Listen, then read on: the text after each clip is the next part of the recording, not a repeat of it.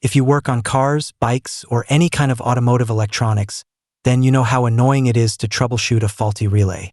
Well, this tiny tool might save you a lot of time. Today we're checking out the ANENG RT01 Relay Detector, a simple but super useful device for quickly testing car relays and battery voltage. So what does it do? Basically, this tool helps you instantly check whether a relay is working properly or not, without guessing or swapping parts blindly. It supports both 4-pin and 5-pin relays, which means it works with most standard automotive relays out there. Now let's talk about how it works.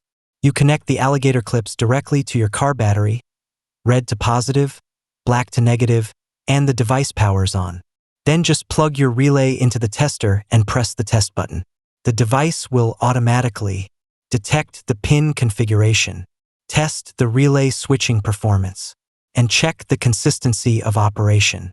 And here's the best part. It gives you a clear result using LED indicators. Green light equals relay is working fine. Red light equals faulty or damaged relay. It even runs multiple cycles to make sure the relay is consistent, so you're not just getting a quick guess but a more reliable test. There's also a digital display so you can monitor voltage while testing, which adds even more value.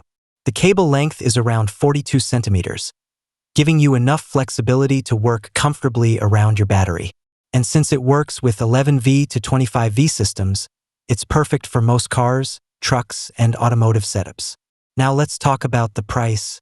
Right now, the ANENG RT01 Relay Tester is available for just $3.64, which is 76% off the original price.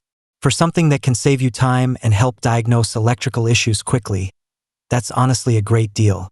If you want to grab one, click the link in the description below to buy. And if you found this video helpful, don't forget to like, comment, and subscribe for more tech tools, automotive gadgets, and useful DIY gear. Thanks for watching, and I'll see you in the next one.